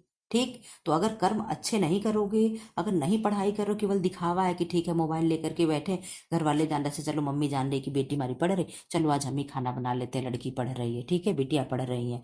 तो ये चीजें करने से नहीं होगा कि बिटिया मोबाइल लेकर के पढ़ भी नहीं रही है, बिटिया कुछ और कर रही है, रील्स देख रही है, कुछ कर रही है, तो ये आप अपने आप को धोखा दे रहे हो। वो तो बूढ़ी माँ है, अपना खाना बना ले रही है, अपने तरफ से उसने फर्ज पूरा कर दिया। बाकी आपकी फर्ज है कि अब आप पढ़ रहे हो कि क्या कर रहे हो। ठीक है, कोई वो नहीं है। आप नौकरी पा जाओगे, आप अपने माँ बाप को देखो ना देखो, लेकिन वो देख करके खुश रहेंगे, चलो हाँ मेरी बेटी नौकरी कर रही है। ठीक, तो आपको अपने लिए करना है ना कि किसी और के लिए करना है। ठीक, कश्मीर की कढ़ाई में चेन स्टिच को क्या कहते हैं? जलक दोजी कहते हैं। क्या कहते हैं? जलक दोजी कहते हैं। ठीक है, कश्मीर में शंकुधारी डिजाइन के लिए विशेष रूप से उपयोग किए जाने वाले फूल के डिजाइन को कहते हैं तो कुंजबूटा कहते हैं। क्या कहेंगे? कुंजबूटा कहेंगे। शंकु मतलब शंकुधारी डिजाइन के लिए, शंख मतलब जो इस तरीके से कोने कोने में डिजाइन होता है उसे शंकुधारी डिजाइन कहते हैं। तो इसके लिए क्या प्रयोग किया गया है? कुंजबूटा का क्या किया गया है? कुंजबूटा। ठीक है, जलक दोजी को कहते हैं तो हुक कढ़ाई कहते हैं। ये क्या हो गया? इस तरीके से हुक बनते जा रहा है ना, तो क्या हो गया? हुक कढ़ाई कहते हैं। क्या कहेंगे? हुक कढ़ाई कहते हैं। मणिपुर की डिजाइन में वृत्त का उपयोग करते हैं उसे क्या कहते हैं? तो उसे हम अकोबी कहेंगे। ये अकोबी जानते हो क्या है? ये वृत्त मतलब इस तरीके से आप लोग देखते हो, पता नहीं आप लोग के पास इस तरीके का सूट है कि नहीं, मेरे पास एक है। ऐसे ऐसे क्या है? इस तरीके से ऐसे ऐसे सीसा है, वृत्त है, गोल है, और इसके ऊपर से क्या है? इस तरीके से कढ़ाई करके ऐसे सीसा बीच में दिखता है। इस तरीके का गोल ही सीसा होगा, ऐसा कढ़ाई कर देंगे, इस तरीके से ऐसा कढ़ाई कर देंगे कि वो ट्रायंगल दिखने लगेगा। ठीक है, इधर इधर इधर इधर पूरा स्टिच कर दिए, इधर कर दिए हैं, इधर कर दिए, और वो सीसा ही है लेकिन क्या है? ट्रायंगल शेप में दिखती है। आप लोगों के पास हो ना हो, लेकिन मेरे पास इस तरीके का एक सूट है। ठीक है, तो क्या होगा? अकू भी क्या है? लाल एवं काले रंग का उपयोग करते हैं, और ये मणिपुर की डिजाइन है जो वृत्ताकार होती है। वृत्ताकार यानी सर्कल होती है, यानी गोलाकार होती है। ठीक है, मोची भारत, चेन टाका को राजस्थान में मोची भारत कहते हैं। उपयोग में आती है, उपयोग में आती सुई को हम अरी कहते हैं। यानी जो मोती भारत स्टिच में जो चेन स्टिच बन रहा है उसे करने के लिए एक सुई उपयोग में आती है, जिस सुई का नाम अरी है। एक पता नहीं क्या सुई होता है जिसका नाम अरही होता है। आप लोग बता देना, तो अरही क्या होती है? कोई सुई ही होती है, कहाँ कढ़ाई की जाती है, तो उसे हम अरही कहते हैं। तो ये सारी चीजें छोटी छोटी आप लोग जानते चलो, कहीं नोट डाउन करके प्लीज रख लेना। ये जितना भी मैंने पढ़ा दिया, एम्ब्रॉयडरी, टेक्सटाइल्स, ये सारी चीजें बहुत ही इंपॉर्टेंट है, जल्दी मिलती नहीं है। आप लोग नोट डाउन करके रख लेना, एग्जाम के समय में आपको बहुत हेल्प मिलेगा रिवीजन करने के लिए। कश्मीर में रंग को कहते हैं, क्या कहेंगे? पीले को जर्द कहेंगे, काले को मुश्की कहते हैं। ये कहाँ कहेंगे? तो कश्मीर में कहते हैं। कहाँ कहते हैं? कश्मीर में पीले कलर को जर्द कहते हैं और काले को मुश्की कहते हैं। आप कहोगे मैम कैसे याद करेंगे? तो अंडा आप लोग खाते हो, आप लोग खाते हो कि नहीं खाते हो? मैं तो नहीं खाती हूँ, ठीक है, लेकिन इस तरीके का क्या हो गया? अंडा इस तरीके का हो गया।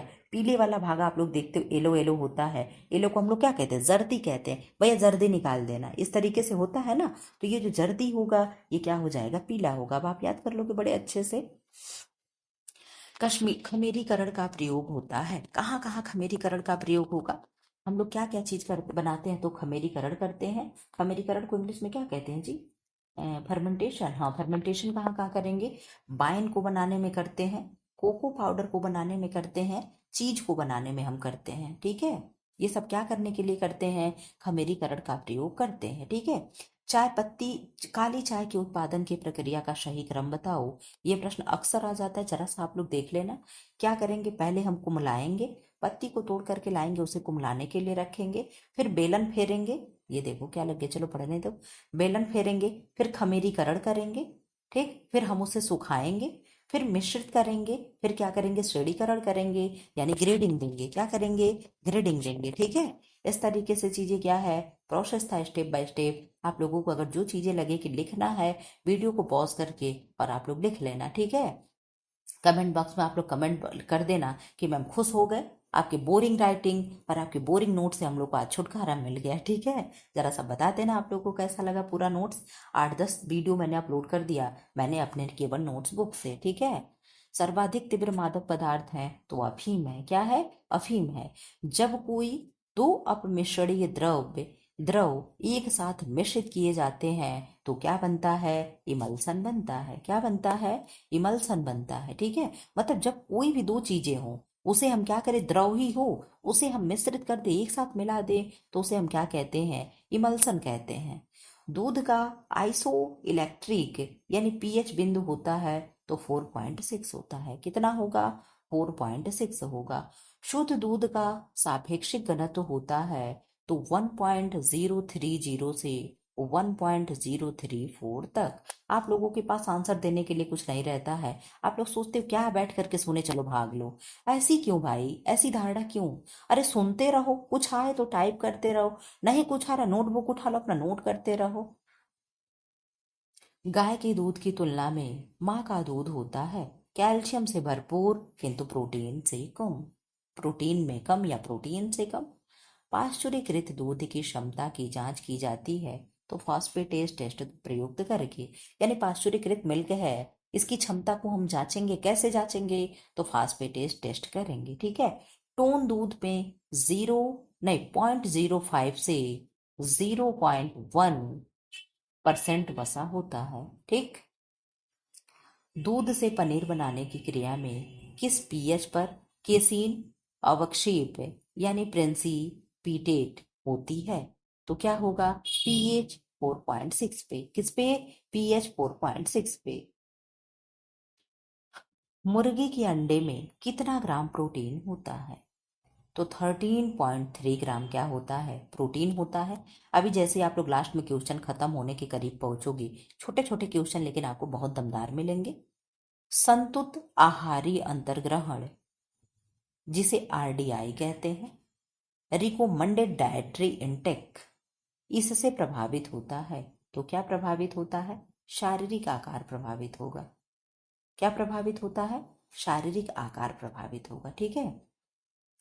गर्भावस्था में कैलोरी औसत अतिरिक्त कितनी औसत अतिरिक्त कैलोरी की आवश्यकता होती है, तो आप लोग जानते हो +350, और अगर यही लैक्टेट वुमन के लिए पूछ दे तो +500 हो जाता है, ठीक है। एक रसोनिवृत्त महिला के लिए कैल्शियम की आरडीए 2020 आधारित है तो क्या है, 1000 mg पर डे। आईसीएमआर 2020 के अनुसार, आईसीएमआर का फुल फॉर्म बताएं आप लोग, 2020 के अनुसार 10 से 12 वर्ष की गर्ल्स के लिए ऊर्जा कितनी मात्रा चाहिए, तो कितनी चाहिए, 2060 यानी 2060 कैलोरी प्रतिदिन। अच्छा, चाहे जितना भी आप पढ़ लो, जब तक ये 2060 वाट ना कहो तब तक फीलिंग नहीं आती। क्यों, हम 2060 वोट में तो मुझे फीलिंग आती है, लेकिन इधर 10 हो गया, 12 हो गया, 14 हो गया, 13, इन सब में जब जब तक मतलब ये नहीं बोलती हूँ तो वो मुझे फीलिंग नहीं आती, ठीक है। लेकिन इधर 2060, 2005, 2006 ये सब कहने में अच्छा लगता है, ठीक। धात्री महिला की लौह तत्व की आधारी प्रस्तावित है तो कितनी है, 23 mg। कितनी है, 23 mg।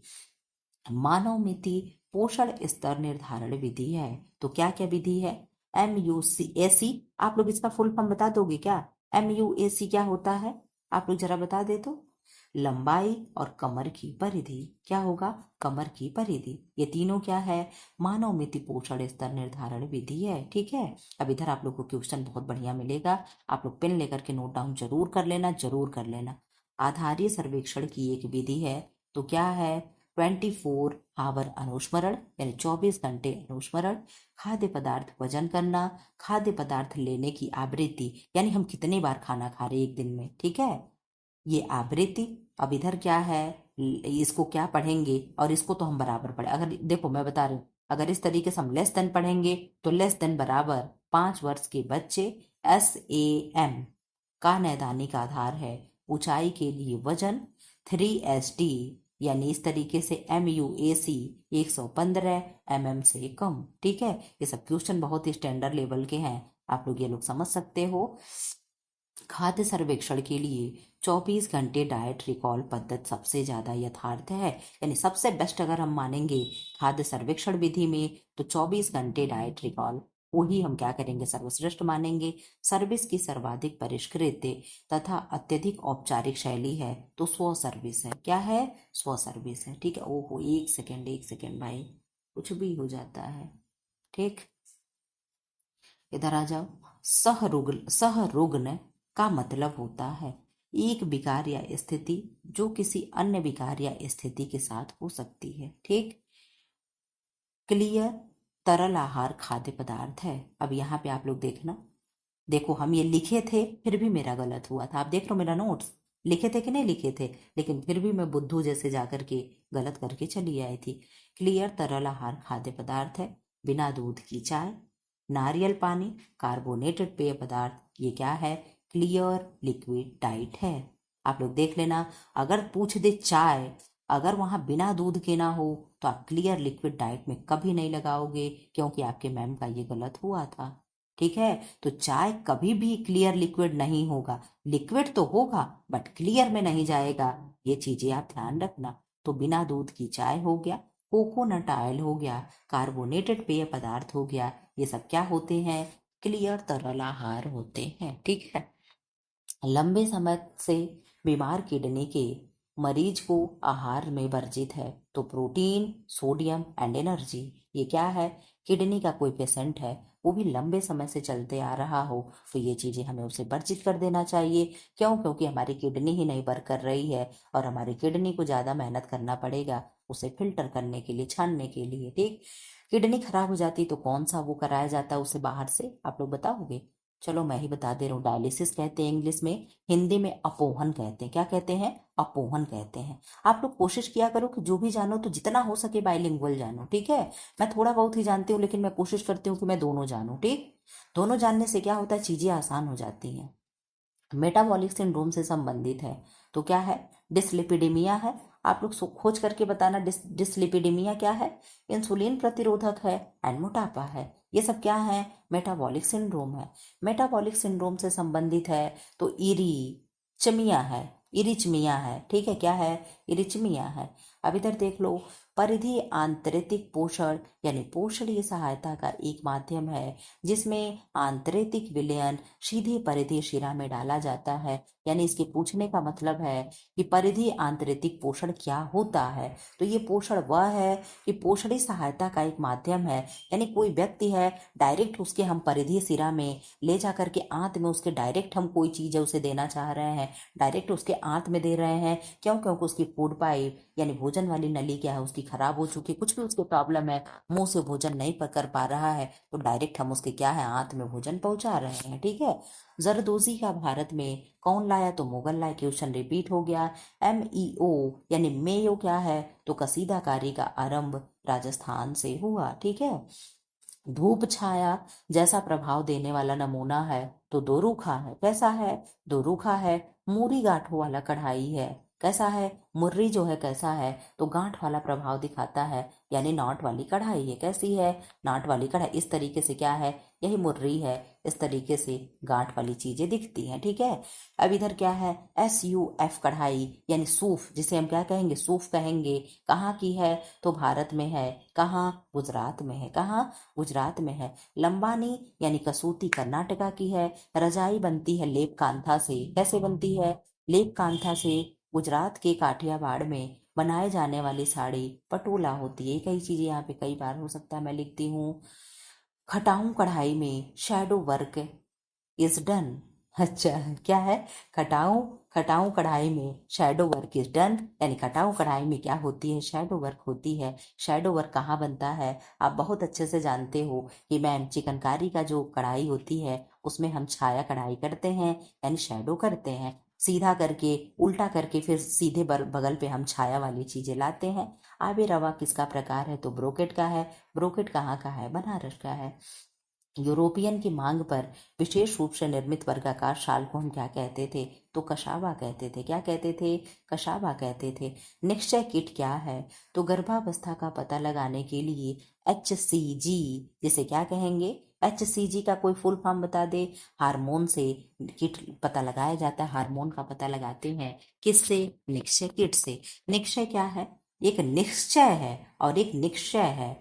तो निश्चय और निश्चय दोनों नोट कर लेना। पोषण योजना से संबंधित है। टीबी के रोगियों के लिए निश्चय आप लोग देख रहे हो। 6 मतलब, आप लोग यहाँ शब्दों को तोड़ो। 6 मतलब टीबी, अनि मतलब नहीं, नी मतलब नो, और 6 मतलब टीबी, यानी टीबी ना हो।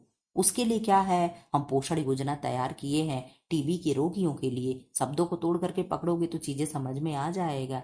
गर्भावस्था के दौरान घटित घटनाएं क्या है? ब्रेकिंग वाटर, सर्विक्स, अच्छा मतलब वो तोड़ करके पानी बाहर आ गया। सर्विक्स, डिलेट्स, ठीक है, डायलेट्स या डिलेट, जो भी डायलेट्स, गर्भाशय की ग्रीवा खुलना, गर्भनाल कटना और संपूर्ण निष्कासन यानी प्लेसेंटा, ये सब क्या है? गर्भावस्था के दौरान घटनाएं घट सकती हैं, ठीक है, या घटती हैं। ये सारी चीजें आप देख लेना। स्तनपान छुड़ाने के लिए कौन सी दवा आती है? टैबलेट आती है। तो कौन सी टैबलेट है? कैबरे, गोलाइन या गोलीन, जो भी है देख लेना आप लोग, ठीक है। कितने वीक के बाद प्रसव का प्रसवोत्तर अवधि कहा जाता है? तो 6 सप्ताह के बाद प्रसवोत्तर सप्ताह कहते हैं, ठीक है। NHM, नेशनल हेल्थ मिशन, 2013 में शुरू हुआ। शाली विवाह, शाली विवाह किसे कहेंगे? तो मृत पत्नी की बहन को हम क्या कहते हैं? शाली विवाह कहते हैं। लेकिन हिंदी में कभी नहीं पूछेगा बेटा, आप लोग सतर्क हो जाना, क्योंकि इतना तो आप भी जानते हो कि शाली कौन होता है, देवर कौन होता है, ननद कौन होती, इतना रिश्ता सबको मालूम है, ठीक है। सब लोग बिहार यूपी के हैं। कहीं भी फॉर्म भरा जाता है तो 50-60% केवल बिहार और यूपी के होते हैं। 50-60 तो साथ में कम ही कह रही हूँ, ठीक है। बाकी जगह के भी होते हैं, लेकिन इन 2 जगहों की ये सारी चीजें बहुत अच्छे से मालूम होता है कि देवर क्या है, भाभी क्या है, साली क्या है, जीजा क्या है। ये बहुत अच्छे से सब बिहार वार वाले भोजपुरी गाना वाना गा करके बहुत अच्छे से बता देते हैं, ठीक है। तो इसमें कोई भी आपको वो करने तो कभी भी नहीं पूछेगा शाली विवाह क्या है। आपको ये वाला इंग्लिश पूछेगा कि सोरोरेट मैरिज क्या होता है, समझे? क्या पूछेगा? सोरोरेट मैरिज क्या है, और पूछेगा लेबोरेट मैरिज क्या है, ठीक है। तो आप लोगों को केवल यही 2 शब्द पकड़ करके चलना है। हाँ, जान लेना कि अच्छा मैं आपको यहाँ ट्रिक दूंगी। आप कहोगे मैं क्या ट्रिक खोज ली? शाली, ठीक, शाली विवाह किसे कहेंगे? तो सोरो सोरो सोरो रेट को कहेंगे या सोरो लेट को कहेंगे, ठीक है। आप कहोगे मैम यहाँ पे 100 से साली हो गया और 100 से सोरो रेट हो गया। देवर विवाह हम किसे कहेंगे? तो मृत पति के भाई से जब हमारा विवाह हो जाए तो उसे क्या कहेंगे? देवर विवाह कहेंगे। तो लेविरेट विवाह इसे कहते, क्या कहेंगे? लेविरेट विवाह कहेंगे। इस तरीके से आप याद कर लेना। क्या कहोगे? लेविरेट विवाह। अगर यहाँ भी कोरिलेट करना चाहो तो देवर में र है और यहाँ भी लेविरेट है, ऐसे पकड़ के आप याद कर सकते हो। तो 2 शब्द आप याद करना, सोरोरेट मैरिज और लेविरेट विवाह। इस तरीके से आप याद करोगे वो चीजें याद होंगी। बाकी शाली देवर तो कभी नहीं आएगा, आप देख लेना, ठीक है। प्रोटोजोआ एंड विषाणु से निपटने के लिए कौन सा WBC कार्य करता है? तो इयोसिनोफिल्स करता है। आप लोग जरा सा बता दो तो WBC के प्रकार कौन कौन से हैं? हमने सब आपको नाम लिख करके बता दिया था। आपने कहा था मैम 5 प्रकार के होते हैं। पहले कौन आया था? आपने कहा मैम पहले हमारे नाना आए थे। तो 9 से क्या हो गया? न्यूट्रोफिल्स। क्या हो गया? न्यूट्रोफिल्स। फिर कौन आया था? आपने कहा मैम हम घूमने गए थे तो नाना क्या गए, तो पहले नाना आए। फिर कौन आए? हमारी ई आई। तो क्या होगा? इयोसिनोफिल्स। क्या होगा? इयोसिनोफिल्स। फिर हम नानी के घर से आ गए, अरे दादी के घर आए तो दादी कहीं चली गई तो फिर हमारी बुआ आ गई। कौन आ गई? बुआ आ गई। तो बुआ से क्या हो गया? बेसोफिल्स हो गया। जो नए बच्चे हैं सोच रहे होंगे ये कौन सा ट्रिक मैम पढ़ा रही कि ऊपर ऊपर उड़े जा रही हैं, तो मैं किसी दिन वीडियो में आप लोग को अच्छे से समझा दूंगी। फिलहाल अगर इस तरीके से देखना है कि मैम ये क्या है, तो डब्ल्यूबीसी करके मैंने लिखा है ट्रिक, ऊपर थंबनेल होगा, उसको जा करके आप देख लोगे। आपको कभी भी WBC से कहीं से भी क्वेश्चन आएगा, आपका गलत नहीं होगा, ये आपके मैम का आपसे प्रॉमिस है, ठीक है। तो आप क्या कहोगे? देखो मैं तो अपना ट्रिक ही रेज कर दी। तो आपने कहा मैम पहले मैं नाना के यहाँ गई तो वहां पे कौन था, न्यूट्रोफिल था। फिर अपने दादी के घर आई तो दादी को हम लोग ईया कहते हैं मैम, हम लोग गाँव के हम लोग ईया कहते हैं, ठीक है आप लोग ईया कहते हो कोई बात नहीं।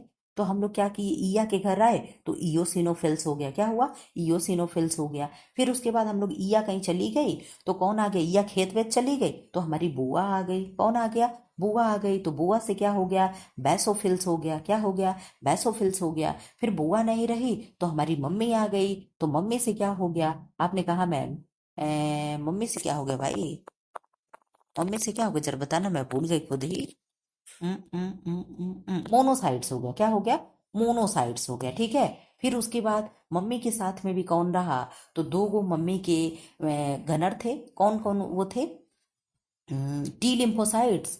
फिर लिम्फोसाइट्स आए तो लिम्फोसाइट्स में भी टू थे, कौन था, एक टी लिम्फोसाइट था और एक कौन था, टी लिम्फोसाइट्स और एल लिम्फोसाइट्स, नहीं टी लिम्फोसाइट्स और एल लिम्फोसाइट्स, इस तरीके से करके थे। तो ये हम लोगों ने क्या किया था, याद कर लिया था कि 5 प्रकार के डब्ल्यूबीसी होते हैं। मैं खुद ही भूल रही हूँ, मुझे अपना खुद ही एक बार क्या करना है, रिवाइज करना। असल में जानते ना मैं कहीं ट्रिक लिख करके रखी तो हूँ नहीं, पढ़ाती हूँ जो मौके से याद आया बता दी, बाद में खुद मुझे ही प्रॉब्लम होती है, एक दिन मैं ही अपना वीडियो देखूंगी, ठीक है। आप लोगों से तो मैं कह रही हूँ लेकिन मैं ही खुद देखूंगी। जीवाणु से निपटने के लिए कौन सा डब्ल्यूबीसी कार्य करता है, तो कौन करेगा, न्यूट्रोफिल्स करेगा, कौन करेगा, न्यूट्रोफिल्स। हमने कहा ना हमारे नाना थे तो जैसे ही जीवाणु आता था हमारे नाना तुरंत एकदम यूं यूं यूं यूं करके उड़ा देते थे। तो बैक्टीरिया से निपटने का कार्य जीवाणु से कौन करेगा, तो नियोफिल्स करेगा। नियोफिल्स यानी अच्छा न्यूट्रोफिल्स यानी हमारे नाना जी हो गए।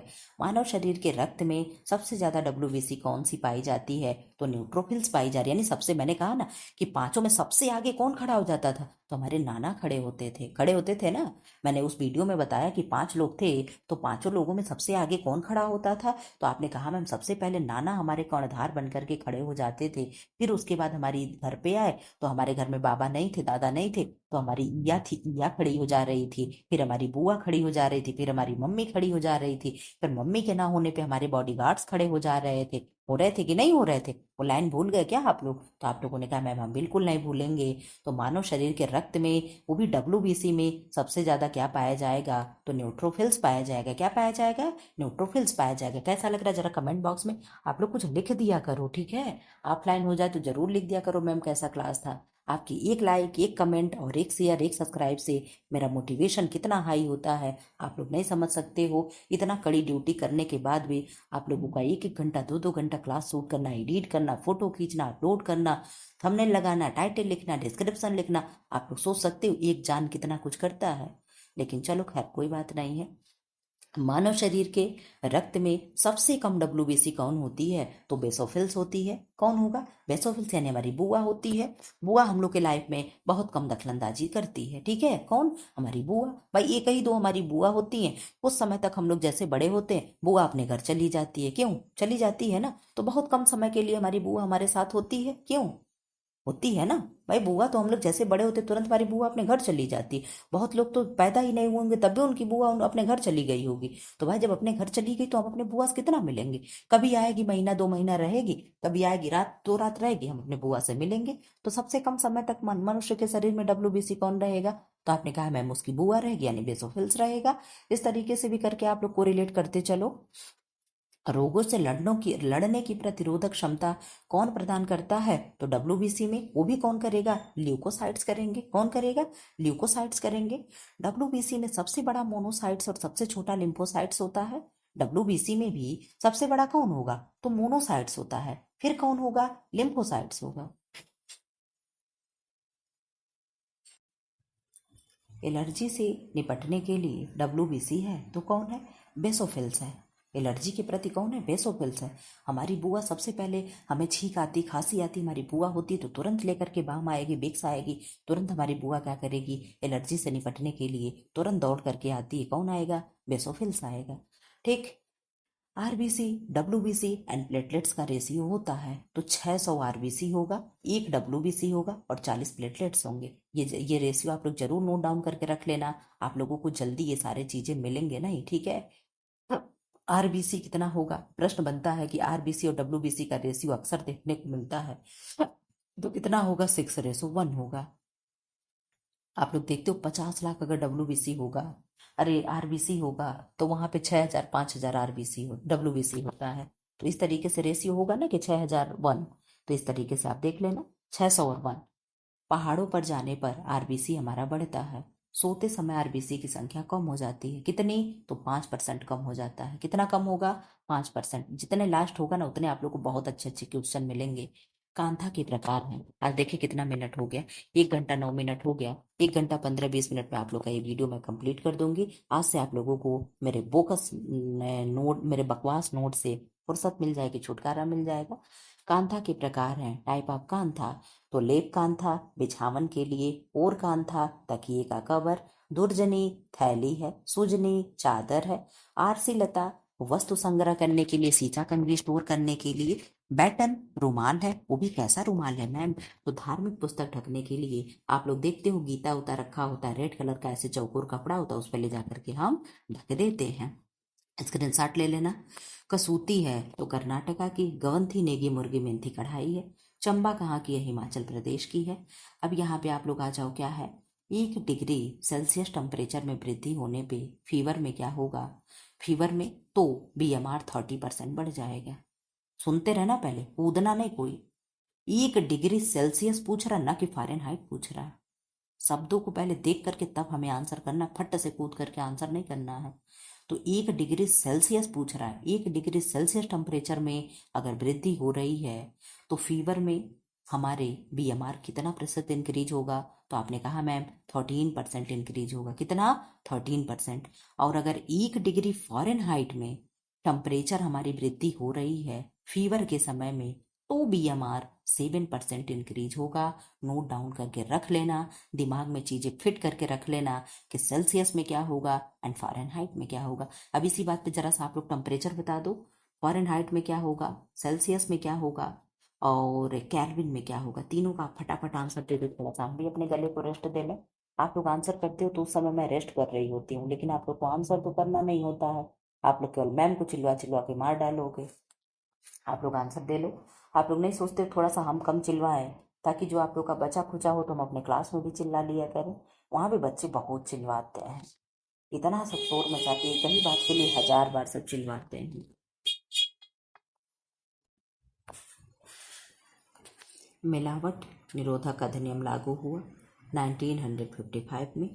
डिब्बाबंदी कानून लागू हुआ 1970 में। लैन हॉर्ट्स आहार सिप्पी डाइट पेप्टिक अल्सर के रोगी को दिया जाता है। सब नोट करके रख लेना। डैश डाइट किसको देते हैं? तो हाइपरटेंशन में देते हैं। हाइपरटेंशन यानी ब्लड प्रेशर, ब्लड प्रेशर यानी BP जिनकी बड़ी होती है, डैश डाइट देते हैं। पाश्चुरीकरण मिल्क। अब यहाँ देखना, आप लोगों को मैं बहुत अच्छे से यहाँ पे चीजें नोट करी हूँ, देख रहे हो?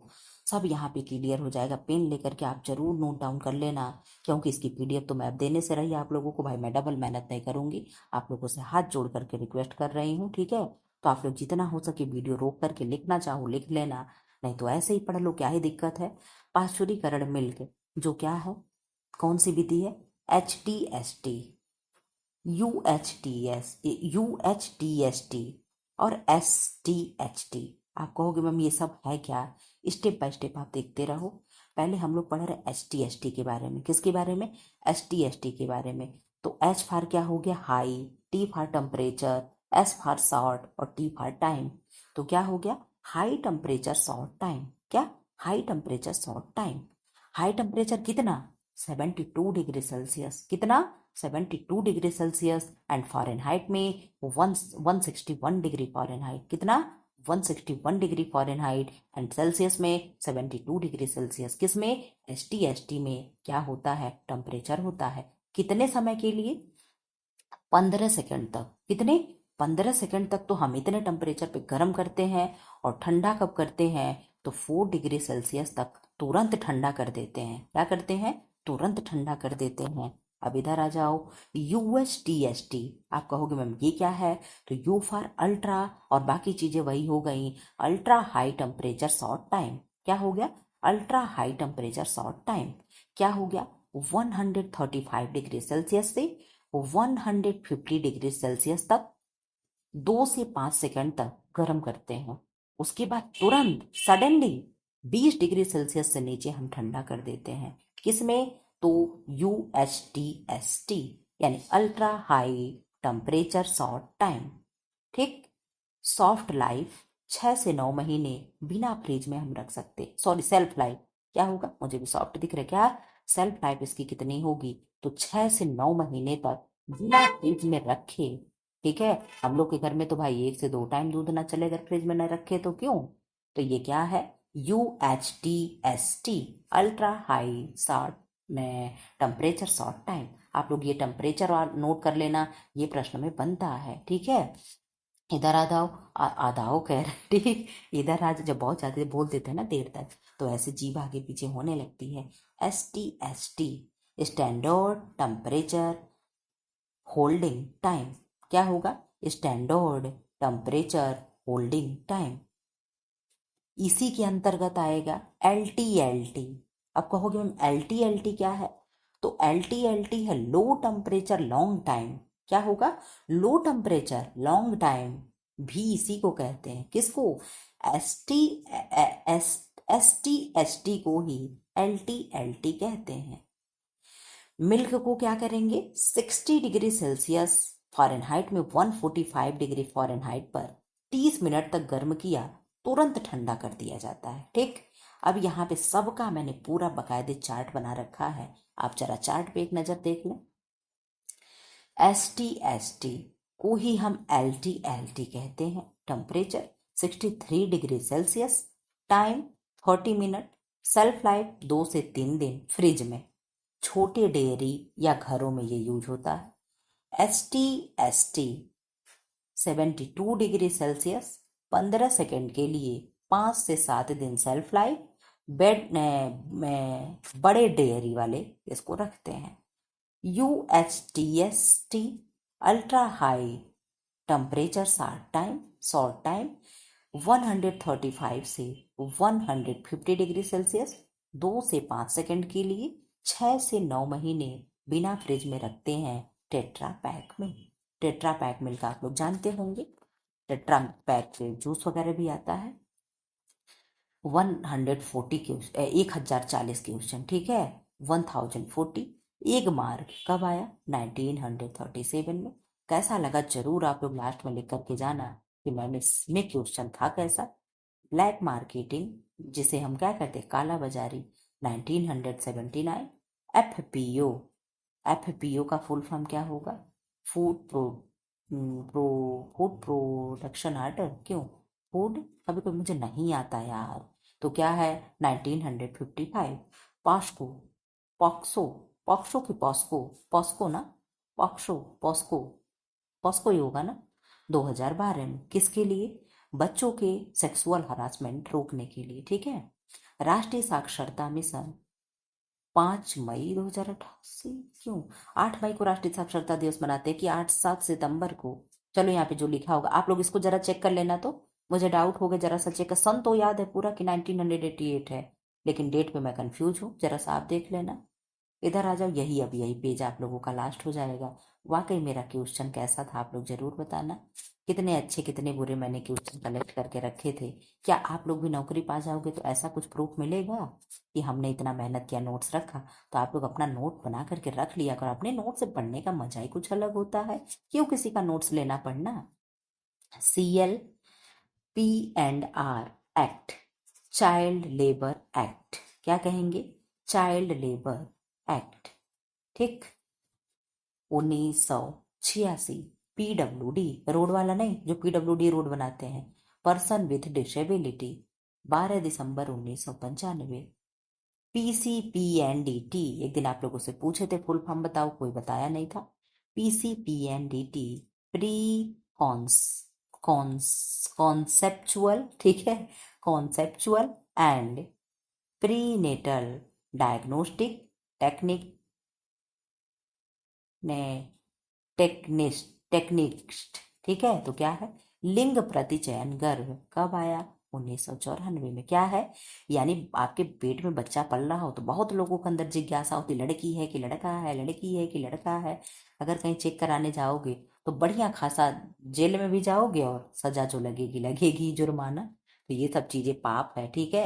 अरे भगवान का दिया दो ही चीज होता है, या तो बेटी या तो बेटा, ठीक। आजकल तो 100% बेटे नालायक निकल जा रहे हैं, लड़कियां ही लायक होकर के सबको सबके काम आ रहे हैं, ठीक है। समझने की बस फेर है, ठीक। हामा क्या है? Hindu adaptation and maintenance act. हामा का फुल फॉर्म है। कब आया? 1956 में। क्या है? 1956 में। खाद्य अपमिश्रण निवारण अधिनियम 1954। 3 CS क्या है? तो कैरेक्टर हो गया, कैपिटल हो गया एंड कैपेसिटी हो गई। कैरेक्टर यानी चरित्र, कैपेसिटी यानी कैपिटल यानी पूंजी, कैपेसिटी यानी क्षमता, ठीक है। मूल्य होते हैं, एक दिन आप लोगों से मैंने ये सारा पूछा था। मूल्य होते हैं तो मूल्य हमारे अनिश्चित होते हैं और स्पष्ट होते हैं एंड व्यक्तिगत होते हैं, ठीक है। लक्ष्य होते हैं, लक्ष्य यथार्थ व स्पष्ट होते हैं, ठीक है। स्तर होते हैं तो तुलना का आधार होता है। मैलाड प्रक्रिया या अभिक्रिया, मिल्क प्लस शुगर एक साथ जलाकर पेड़ा बनाते हैं। पॉस्को क्या है? देखो यहाँ भी मैंने लिखा है पॉक्सो। पॉक्सो क्या है? बच्चों से संबंधित है। कसावा क्या है? वर्गाकार शाल है जो यूरोपियों की डिमांड है। टिकोजी क्या है? तो चाय की केतली है। क्या है? चाय की केतली है।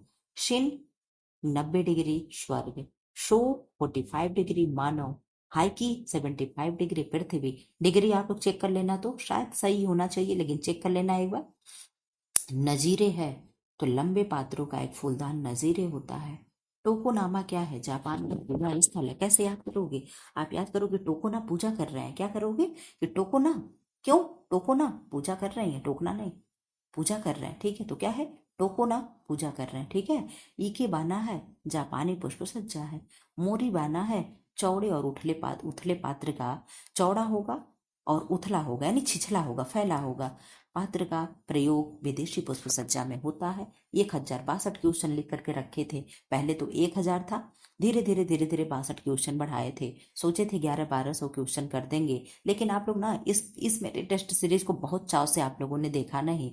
कोई भी वीडियो ऐसी नहीं हुई कि जिसको बहुत अच्छा खासा आप लोगों ने 500-700 व्यू पहुंचाया हो, इसलिए मैं इसको बढ़ाना छोड़ दी। और मैं यही चाह रही थी जितना जल्दी आप लोगों के पास मैं डिलीवर कर दूं, जितना जल्दी मैं मेरा ये दिमाग खराब हो यहाँ से खत्म हो जाए, ये मुझे लग रहा था। अरे ये भी देना, ये भी देना, ये भी देना, ये चीजें खत्म हो गई। फिलहाल कैसा लगा आप लोग जरूर बताना कि मैम इस तरीके से आप चाहिए तो क्वेश्चन बढ़ा सकती थी, लेकिन अभी आप लोग कुछ मत कहना। अभी मैं कुछ नहीं करने वाली हूँ, बस ऐसे ही आप लोगों का केवल मैं क्वेश्चन क्वेश्चन क्वेश्चन कराती रहूंगी, बीच में थ्योरी पढ़ाती रहूंगी, ताकि साथ में दोनों चीजें चलता रहे। फिलहाल आप लोगों का हंसते खेलते क्या हो गया, दो चीज तीन तीन चीज मैंने खत्म, धीरे धीरे धीरे धीरे कराते हम जा रहे हैं। आप लोगों का सब कुछ खत्म हो जाएगा, फिर केवल MCQ रहेगा। आप लोग देखना एग्जाम तक आप लोगों को मैं इतना तैयार कर दूंगी कि वो जो होता है ना कि लास्ट में दही और चीनी लेकर के खिलाती मम्मी, कटोरी लेके खड़ी होती है, तो लास्ट समय में मैं वो दही और चम्मच लेकर के खड़ी रहूंगी कि ताकि जा किला फतह करके आओ उधर से, और उधर से ज्वाइनिंग लेटर ले करके आना है, ठीक है। इस तरीके से मैं आप लोगों को बनाऊंगी। फिलहाल धैर्य बनाए मेरे चैनल पे पढ़ते रहो, ठीक है। मैं भगवान से यही कामना करती हूँ कि आप लोगों की मेहनत सफल हो, जल्द से जल्द आप लोग वाकई एक सीट 2026 में सुनिश्चित कर लो, ठीक है। फिलहाल ऐसे वीडियो पाने के लिए चैनल को लाइक करें, शेयर करें एंड सब्सक्राइब करें। Thanks for watching.